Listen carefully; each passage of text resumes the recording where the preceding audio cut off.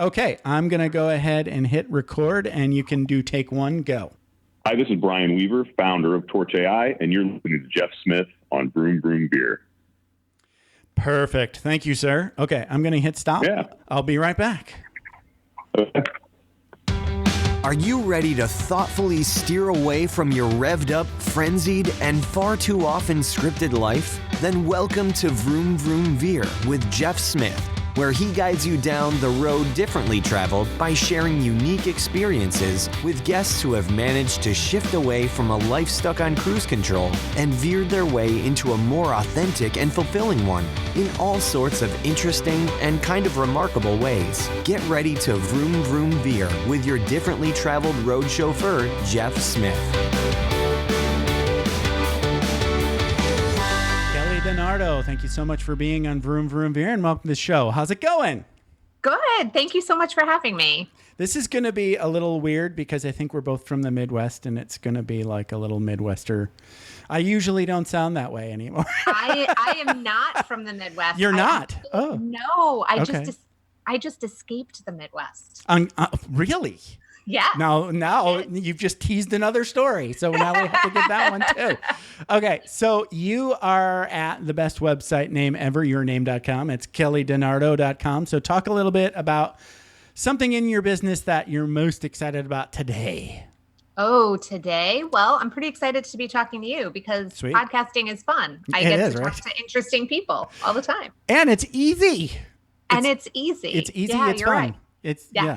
There you go. Especially if you like to talk, you know? Yes. Right. Yes. And I'm a writer, so I like to talk and play with words. So yes, absolutely. Amen. So I think we're going to have a good time. Yeah. Okay. So this is Vroom Vroom Veer. So before we go back in time and talk about your life in, very wigwaggy kind of like digressions preferred kind of method. Absolutely. Yes. You had some mysterious celebrity interactions in your life that we're going to tease now and talk about later. So you gave me a hint that once upon a time in Kelly's life, J-Lo made you quit your job. So yes. That sounds hilarious. She is the reason I quit my job, 100%. Okay. Put a pin in that. We'll talk about that later. And then also somehow through the mysteries of the universe and the connectedness that we all experience every day, you somehow danced with J-Lo's dad a couple years later. Yes, I did. The universe was intent on putting J-Lo into my world for a few years there. So weird. Yeah. And then maybe we'll talk a little bit about me and the actor that played Max Headroom. So if you know who Max Headroom is, you grew up in the 80s like me. Woohoo! But first, let us go back in time and talk about Kelly and where you grew up. What part of the country did you grow up in? Yeah, I grew up in the Hudson Valley area of New York. Nice. Yes, it's beautiful. And I grew up in a small town. I think they had one traffic light at the time. And wow, that's a really small town. Yeah, it was pretty rural. And now it's much busier. And I think it's more of a suburb of New York than it was when I grew up. But, so the sprawl sort of like filled in all the space. Exactly. Yes. I get Definitely. it. Yeah. That actually hasn't. I grew up in Upper Peninsula, Michigan. Oh, yeah. The UP. The UP there, eh? Yeah. Yeah. So, the sprawl thing sort of happened between, I would say, the 50 miles between Green Bay and Menominee. If you don't know, you don't know. But it used to be just, like a single, it was Highway 41, right? But just two lanes, like all the way. And now it's not. It's like divided highway all the way and you can just fly. So there's lots of sprawl in between and it's faster, but it's mostly still trees. So yeah. Where I grew up too, it is still mostly still trees. That's true. Yes. Yeah. Okay. So what was life like growing up in rural New York? Yeah, it was pretty. I would say it's pretty close to being in rural Michigan. Yes, I would think so. It was pretty quiet and boring. I'm the oldest of five, so that made it more interesting. Oh, great. Oh, lovely. Yeah. We could And talk. we're We could all- talk hours for about being the firstborn. Yeah. Oh my gosh. I'm sorry. Yes. You get the No, worst. no. You get a really And we're all tough really lot. close in age. There's only 7.5 years between me Wow. and Amy. So yeah. So we're really close in age. So that was more exciting. And my brothers were all super athletic. So we spent a lot of time as a family driving to and from sporting events. Okay. I was not athletic. I was really Gotcha. good at riding pine, and Right. I was a solid nerd bomber and really liked books.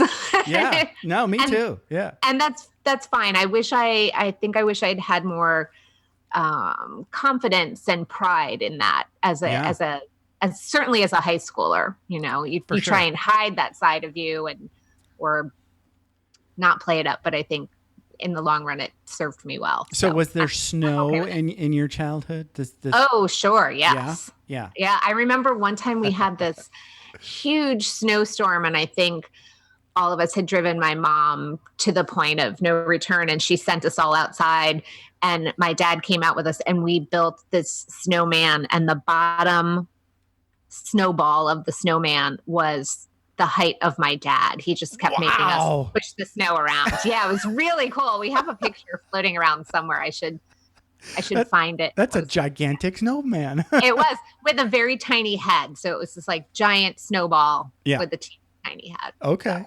All right. Yeah. That's Yes, amazing. there was So you there used was up all the definitely snow. Yes, we had a lot of snow. Yeah. So when I was a kid growing up in the upstate, they had so much snow. It was just like crazy amount of trouble that you could get in with snow. Because it would just keep piling up, you know, and so you would have these mountains of snow around all the parking lots. Right. And there's nowhere for it to go until until it thaws June. out. Right. June. Sometimes. Yes, I know. Yeah. I know. Yeah, we famously went camping in like the first weekend in May when I was either middle school or high school. Yeah. And it snowed on us. So Just we a drove step. out Friday night. It was cold. And then Saturday morning, snow everywhere. Yes. So we packed Yes. up and went home.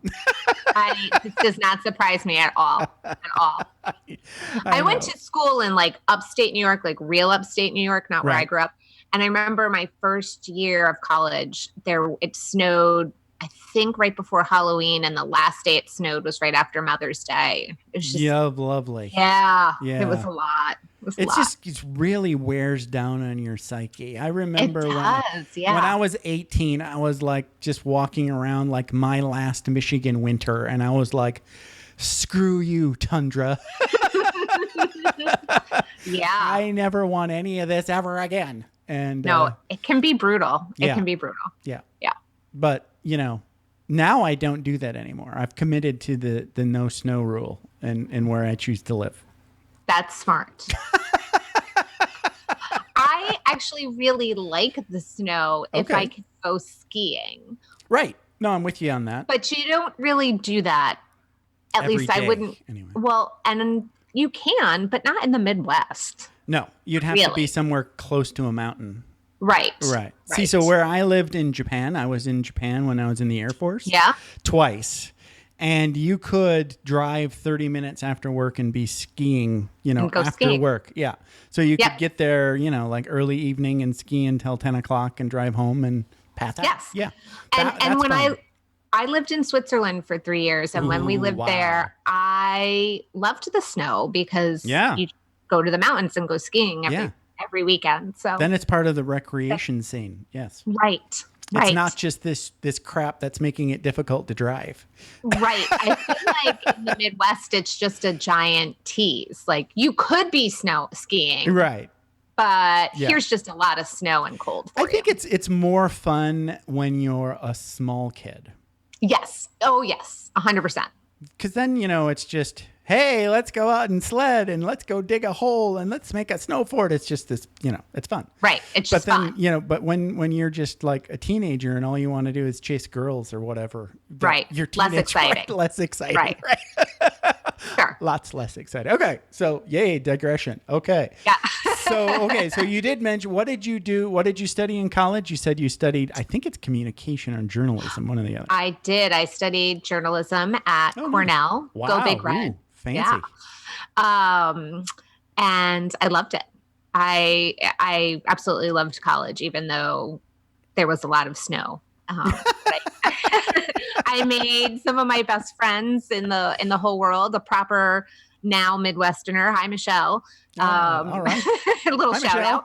out.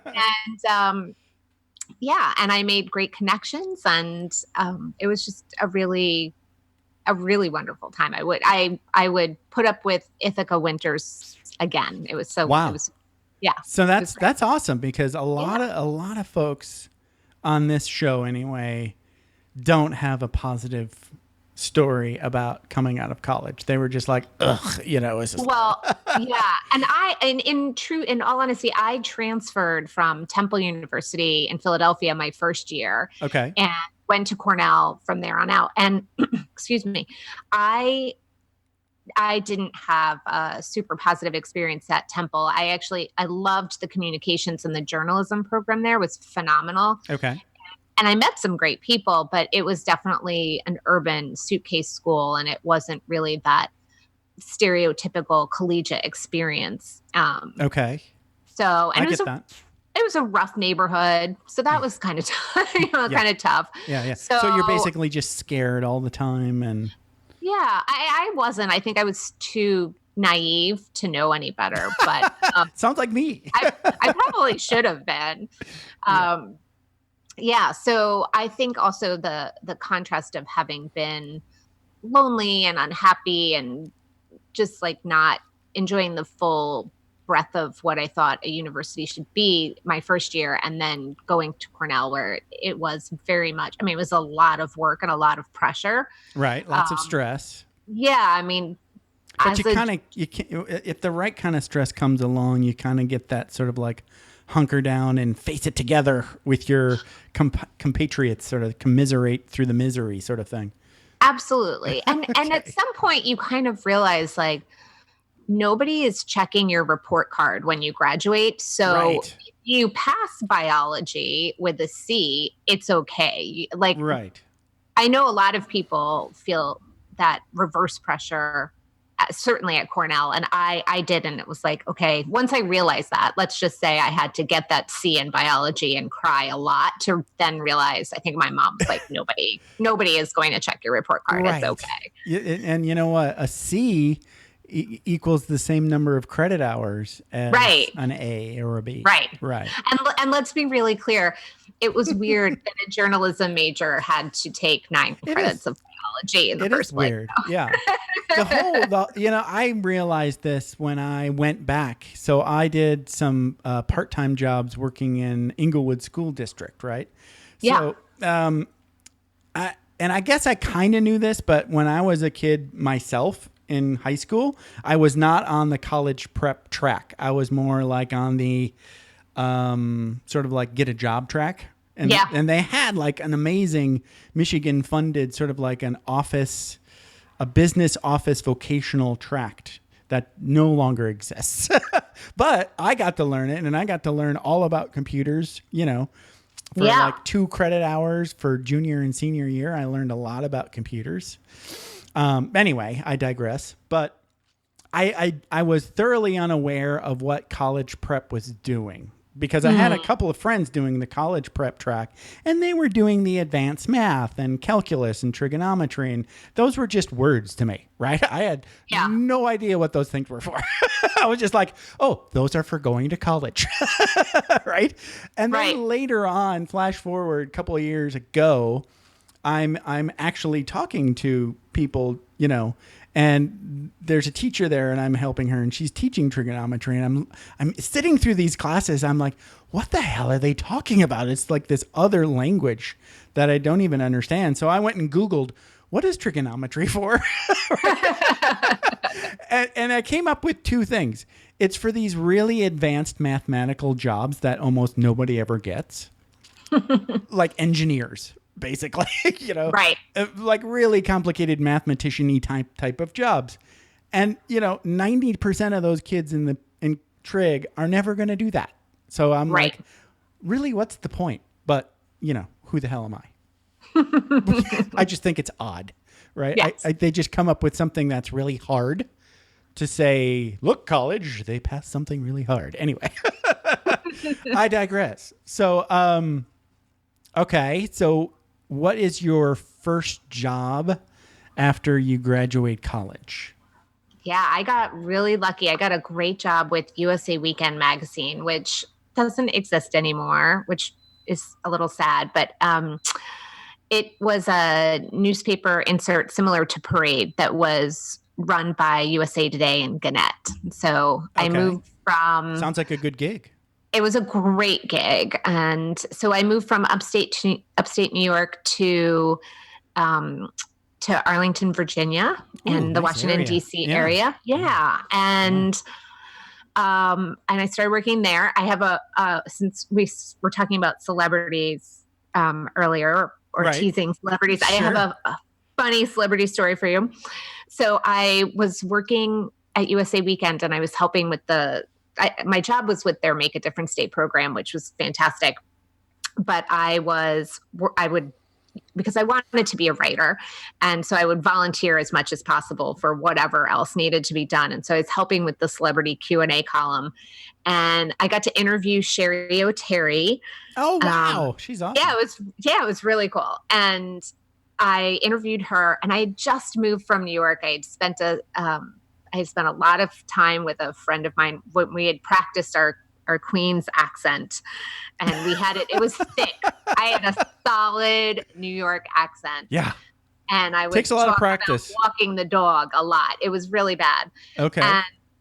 And the next week on Saturday Night Live, Gwyneth Paltrow was the host, and she and Sherry O'Terry did this skit called Staten Island Nurses. And one of the characters was named Nurse DiNardo.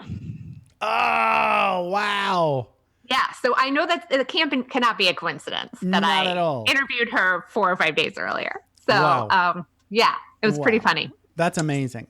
That's So my random claim to fame. You have to give us a little bit of this Queen's accent. Oh, I've worked very hard to tamp it down. Make it go away. And so to make it go away. And so it usually only comes out if I've had too much couple of drinks. wine, yeah. or if I get really angry about something. Hey, my Youper comes out as soon as I get on the phone with my dad, brother, mom, insert anybody here. So, Yes. we all have those hidden. Right. Or if I talk to my girlfriend, Laura Donna, too often, or like for too long, then it definitely comes out then too. So, yeah. There you go. That's hilarious. Now I have to go find that on YouTube. And I found it once online. I don't think it's on YouTube.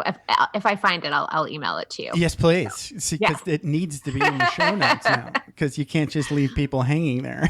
No, you're right. I can't. Wow. Okay. So it sounds like you really had fun in this job, and you learned kind of like a lot about journalism and writing. I did. And then I was there for about a year, and then I moved to USA Today, and I was on their life desk of their website. And so I was still doing a ton of entertainment reporting and writing and editing. And I would, again, because I just was trying to make a name for myself as a journalist and writer, I would volunteer for the newspaper section too. And they were always happy to have somebody willing to write basically for free. So yeah, I was doing book reviews and celebrity Q&As and photo galleries, and I was learning a ton. It was a really good job.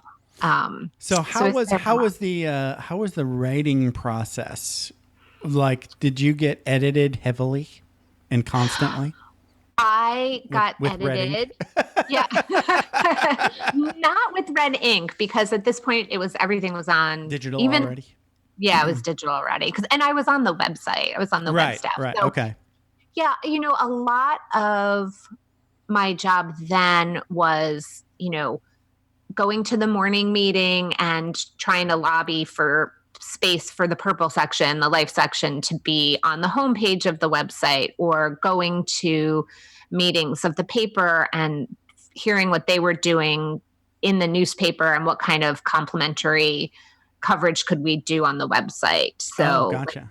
Yeah. And then for a while I was working on like all the complimentary material for celebrity obituaries. So, Wow. they have them all written at the, not all, but they have quite a few written at the paper. And so then I'd find out who they had written and I would put together a slideshow or pull together video clips to go and with that's it. always like you have to do it on a tight schedule, I would imagine.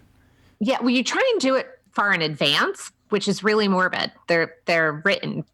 Wow. Really? Yeah, So they're all done. So you're pre-writing these things, waiting in anticipation. Yeah.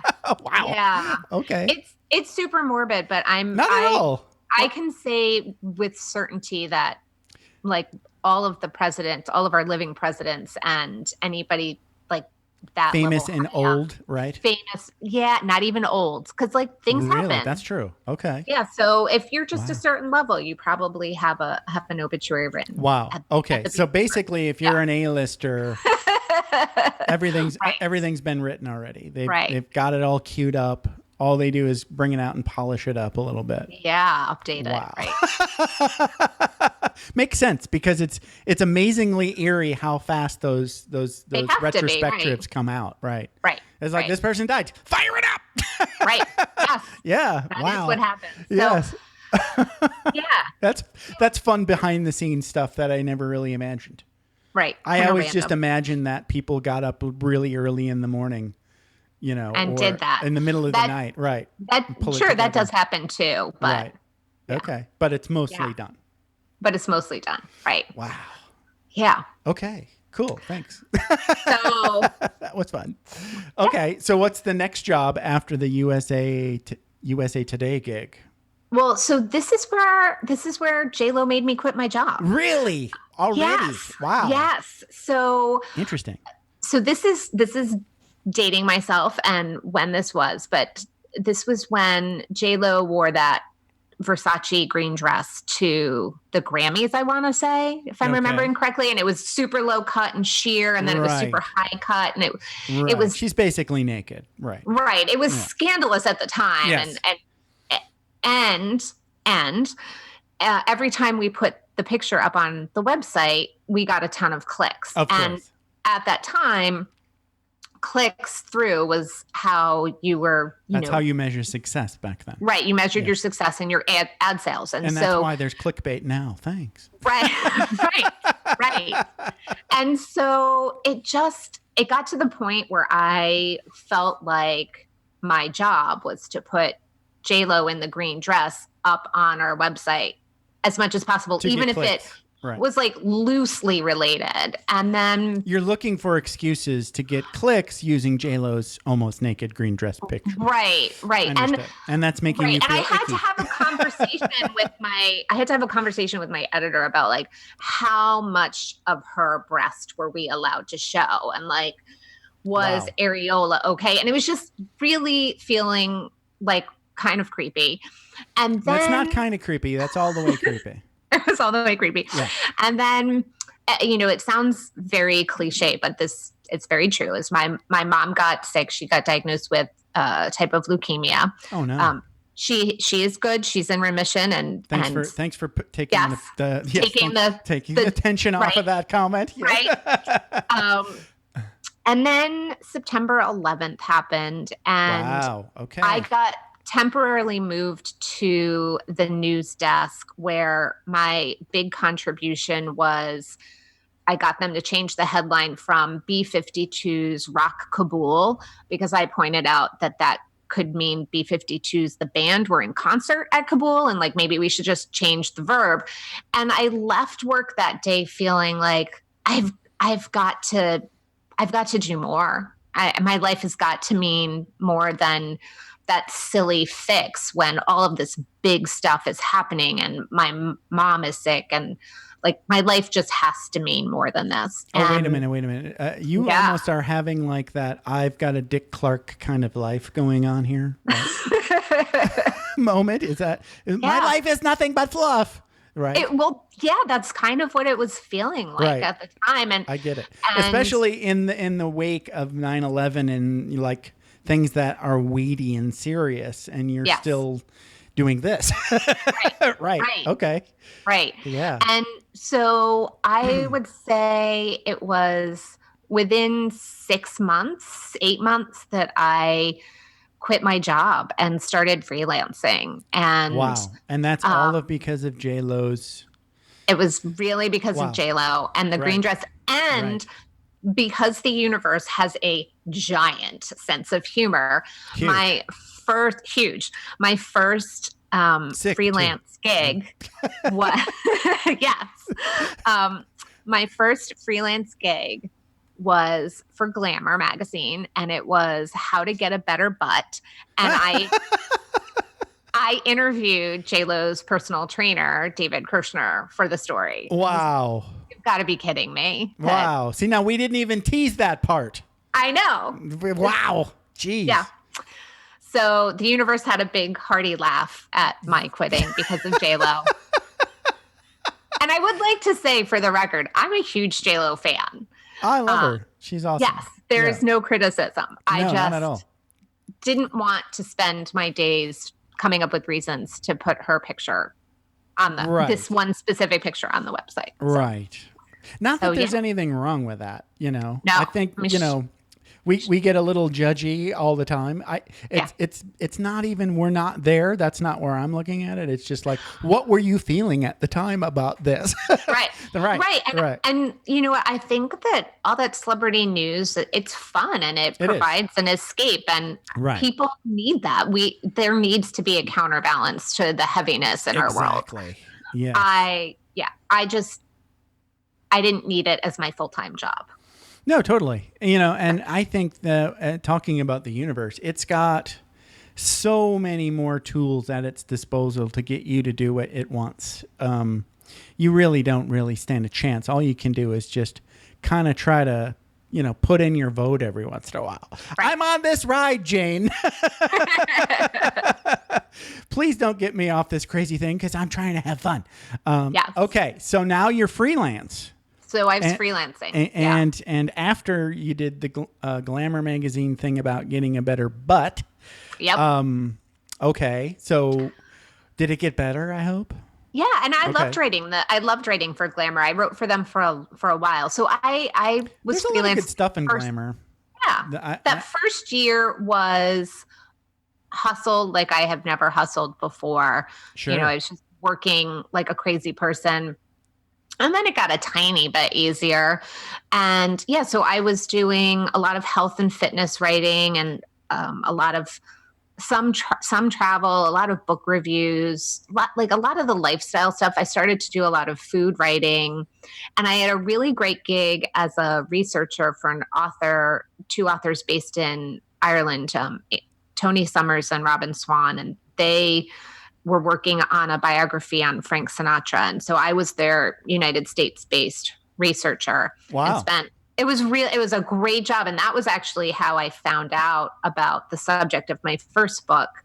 I wrote a biography of a burlesque dancer from the 40s and 50s named Lily St. Cyr. And that all came about because Tony called me one day and said, "Can you find out what Frank Sinatra's relationship was with this woman?" And in the process of my research, like, spoiler alert, they didn't have a relationship. But in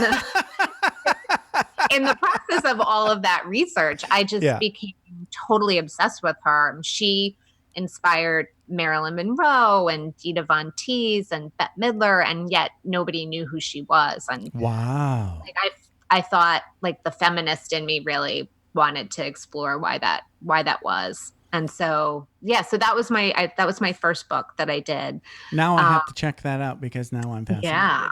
Yes, please do it. It's called Gilded Lily, Lily St. Cyr and the Striptease Mystique. I think I saw a link on your website. Yeah. Somewhere. And they're great photos if you need extra. Thanks.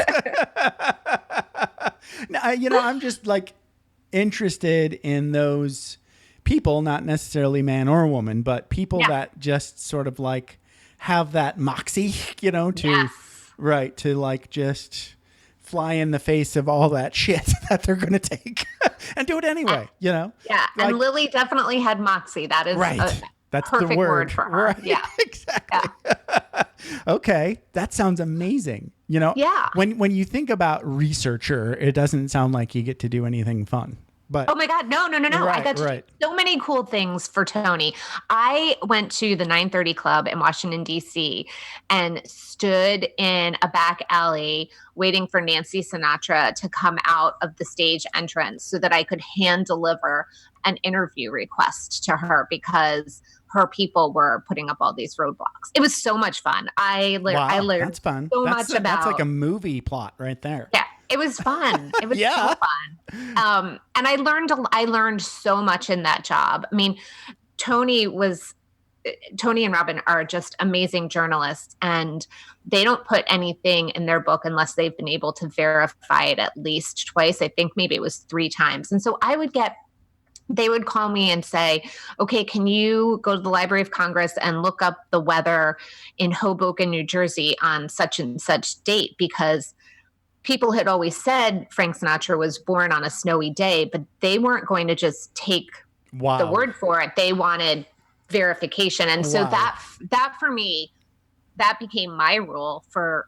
Lily and for my stories. It's like I had to, and not all the verification or sources might make it into the book, but you're talking about this thing that used to exist in our country called journalistic integrity. Yeah. Well, what happened to that? It still exists. You just have to vet your sources. Right. I don't even, it's like, okay, maybe it's not on TV. I think that's, I think that's infotainment. It is. It's all infotainment. Less, right. Yeah. Actual journalism. Right. Yeah. Anyway. Right. Okay. So that was amazing. Yeah. And then, freelancing got a little bit easier, and I had good connections and good contacts. And then because the universe is funny, hilarious, I got too comfortable in all of that. And it was right around 2008 and 9, and the industry was starting to really struggle. Magazines were closing and laying off staff, and just kind of rough. And I had this huge panic that journalism was dying and I was going to be out of a job. And at this point, I'd been freelancing for 7 or 8 years, maybe. And so I felt like I didn't really have any other skills, and what was I going to do? And it was total panic. And in one of my moments of panic, my boyfriend, now husband, said, well, what would you do if you weren't a journalist? And again, the universe put this in my head. I do not know where this came from, but I told him I would open a yoga studio. And just where'd that come from? And I really don't know. Like, even as I said it out loud, I was like, And I had been practicing for a long time, and I had been teaching on the side. Wow. For years. I'd been teaching since maybe 2002 or 3. And so it wasn't like yoga wasn't a real part of my life, but it was a daily part of my life at that point, but I hadn't ever thought about opening up a yoga studio or any kind of brick or mortar business. But then once the idea was sort of planted in my head by the universe craziness, I opened up Past Tense maybe 6 to 8 months later. Great name, by the way, Past Tense. Thank you. Little nod to my writer life. Yeah. And thankfully journalism is not dead. And so instead of one decent paying job, I have 2 poor paying jobs that add up to a decent paying job. That's fine. For you. Yeah. Fine. Right. That's perfect. Yeah. So, but I get to do what I love. And that to me is more important than anything else. And I have, I get to spend my time with really cool people, both on my staff and in my journalism world. And that's how I want to spend my days. So that to me is worth it. Amen. Wow. Yeah. So now we're Yeah, now we're now. I mean, that was 10 years ago, Past 10. Wow, really? Okay. Yeah, we just celebrated our 10 year. Yeah, that's not now. So, and then, so I had opened the studio and we were open just shy of 3 years. And my husband got a job in Switzerland, and we moved to Switzerland for 3 years. And that sounds like fun. wonderful. And I started to, not surprisingly, I started to do a lot more travel writing and more skiing. And more skiing. Yes, absolutely. Including, we talked about this earlier. I went skiing uphill for the New York Times, which is it one of those Michigan mystery spots where everything's wonky? No, this was this was in Switzerland, and it's the way people used to ski before there were chairlifts, and you put on these special skins on the bottom of your skis that help you grip to the snow, and you make your way up, and then yikes, that's a lot. Yeah. That's too much work. It was a lot of work. I think I was out for maybe an hour, and it was more work than the marathon I ran. It was definitely oof. Yeah. Yikes. So that's so then we lived. Yeah. Okay. And so then we lived in Switzerland for a few years, and then we wanted to stay, but my husband, we loved Switzerland. We would go back in a heartbeat, but my husband did not like his job. And so he was starting to look for jobs, and mostly overseas, still in Europe and in Switzerland primarily. And then I got pregnant and said, okay, I guess we can move back to the States and be closer to family. Good call. And yes. And we ended up moving to Madison, Wisconsin. Aha! There's 4 years. So that's how, and it was crazy because as an East Coaster, someone who grew up in New York and lived in DC for the majority of my life, moving to the Midwest was strangely more of a culture shock than moving from DC to Switzerland. Right. Right. People have no idea what's going on in the Midwest. They just fly over. No, well, and they might get Chicago, right? That's about it. Yeah. We landed in Madison in January with a 5-week-old and a senile dog during a polar vortex, which is like just as crazy. That's perfect. As it actually sounds. Why would you want to go to Madison any other way? Right, I don't know. You're not getting the full experience if it's not right. No, right. So it was thanks, universe. It was like a tough start, but I eventually found this amazing yoga studio that I started practicing at. It was 2 blocks from where we lived, and JP, my husband, used to joke that he should write thank you notes to them every day because it grounded me, and I found my sanity there. And I met my co-author on Living the Sutras. She was actually my yoga teacher there. And when I came up with the idea for the book, I went to her and I was like, do you want to work on this with me? Like, this is what I think we need to do. And it dovetailed perfectly with something she had been thinking about. So I'm super grateful for my time in Madison. I met some amazing people. I became really good friends with the Red Room moms from my kids' school, and Amy, and my yoga community there. So I had a great time in Madison. It was just a tough entry. I've never been to Madison. So let me ask you a few questions about your experience in Madison. So growing up in the Midwest, I grew up all rural all the time. So I visited Chicago and Milwaukee, and if you want to call it not rural, Green Bay, right? It's pretty rural. So, but most of my experience of the Midwest is just the rural, right? And what strikes me when I leave like a place like Los Angeles or Vegas and I go back home is just how everybody's like just nice. Oh my gosh. A little too nice, you know? It's like, hey, how are you? Every time you go to shop, go, hey, how are you? Did you find everything you need? You know, it's like, yeah, everything's great. Thanks. You kind of believe honestly, the fakeness a little bit more there, right? Because it was a huge adjustment. I remember being at the grocery store before 8 a.m. because I had a brand new baby. And so you're up at weird hours. And I had this giant cup of coffee and I'm trying to navigate the supermarket and the baby and my giant cup of coffee. And somebody just came up to me and like started talking to me and handed me a coffee cup holder for my shopping cart, which was like a whole other thing that even existed that you could have. I mean, my mind was blown. And then, right. And then I got in line and somebody said, the guy in front of me said, "Oh, those are interesting ingredients. Like, what are you making for dinner?" And why is everybody talking to me before 8:00 in the morning? And I couldn't get, I mean, the New Yorker, East Coaster in me was like, I just need somebody to tell me to piss off. Like, please just be less nice. Yes. And be less nice, please. Yes. And then, a couple years in, I got a little more used to it. Right. Yes. That's dangerous for the Midwesterners when they go traveling. Yes. Because they just assume the world is like the Midwest, right? Yes. No. Right. No.